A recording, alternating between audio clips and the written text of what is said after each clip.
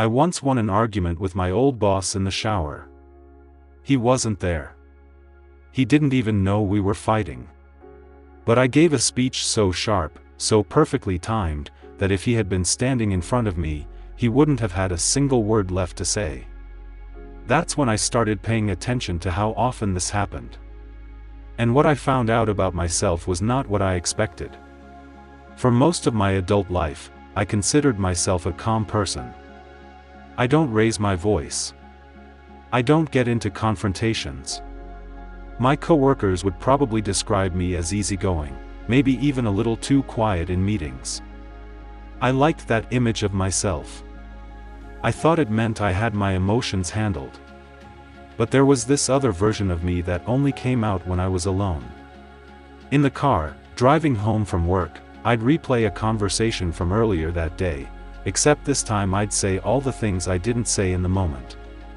In the shower, I'd rehearse comebacks to comments people made weeks ago, comments they had probably already forgotten. Folding laundry, washing dishes, lying in bed waiting to fall asleep, my mind would quietly slip into these imaginary courtrooms where I was always the one who finally said the right thing. I remember thinking it was just a harmless habit. Everyone does this, right? You replay conversations. You think of the better response. It felt normal, even a little satisfying, like I was finally getting the last word I never got in real life.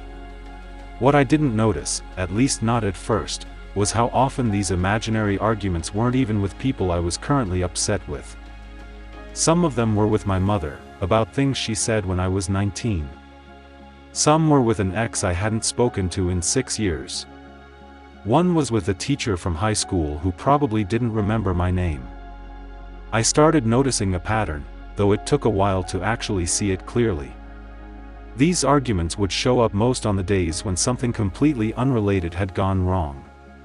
A bad meeting. A small rejection. A moment where I felt unseen or unimportant.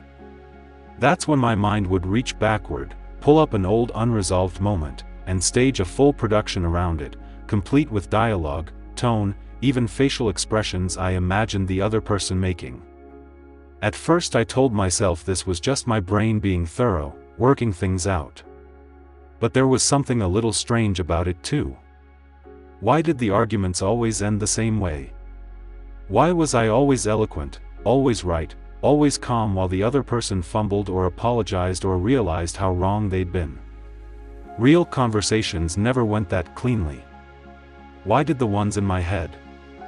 I didn't think much more about it until a conversation with a coworker named Diane changed how I saw the whole thing. We were in the break room, and somehow the conversation drifted into talking about arguments we never got to finish. She mentioned that she still, to this day, thinks about a fight she had with her sister 10 years ago. Not because she's still angry, she said, but because she never got to say what she actually meant. The moment passed, life moved on, but some part of her brain apparently never closed the file. I told her about my shower arguments, expecting her to laugh. Instead she nodded slowly and said something I didn't expect. She said, "I don't think we're actually mad at them. I think we're mad that we didn't defend ourselves when it counted." I sat with that sentence longer than I meant to. Because when I thought about my own imaginary arguments, they weren't really about proving the other person wrong. They were about proving myself right, after the fact, to make up for a moment when I had frozen, or stayed quiet, or backed down too fast in real life. The real conversation was long over. But some part of me was still standing in that room, trying to get a second chance to say something I didn't say the first time. I started paying closer attention to the actual content of these arguments. And what I noticed surprised me. Almost every single one traced back to a moment where I felt small. Not attacked, exactly. Small. Overlooked. Talked over. Dismissed in a way that felt minor at the time but apparently wasn't minor at all, because my brain kept returning to it, sometimes years later, trying to rewrite the ending. There was a specific memory that came up more than any other. A meeting from almost 2 years earlier where a colleague took credit for an idea I had brought up the week before. I hadn't said anything in the moment. I remember feeling my face get warm, feeling the words forming in my throat, and then just not saying them. I told myself it wasn't worth the conflict. I told myself it wasn't a big deal. But apparently some part of me disagreed, because that meeting replayed in my head more times than I could count, always ending with me calmly, clearly, confidently setting the record straight. Something I never actually did. That's when I started to understand what was actually happening. These imaginary arguments weren't about anger toward other people. They were about a debt I felt I owed myself.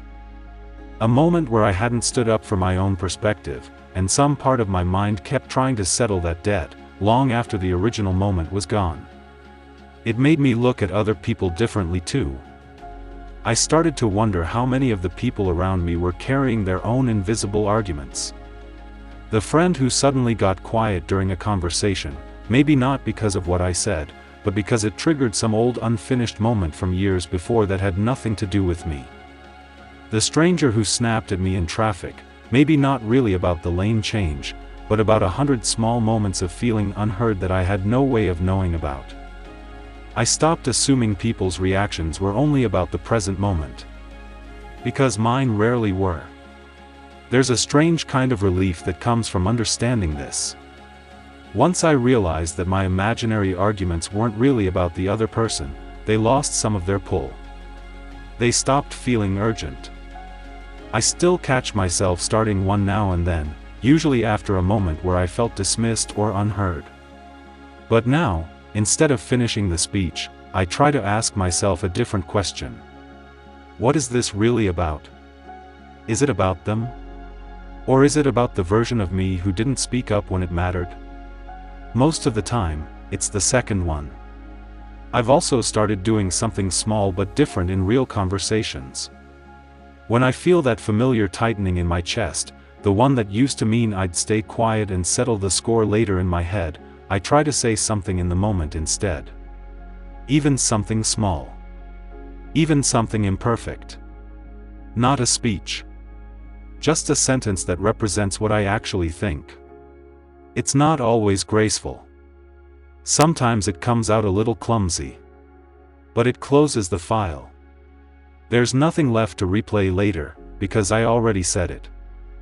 I still think about that conversation with Diane sometimes. Not because it was dramatic or emotional, but because of how quietly it reframed something I had lived with for years without questioning it. I always thought those imaginary arguments were about winning. Now I think they were about being seen. Not by the other person, but by myself, in a moment where I had gone quiet instead of speaking up.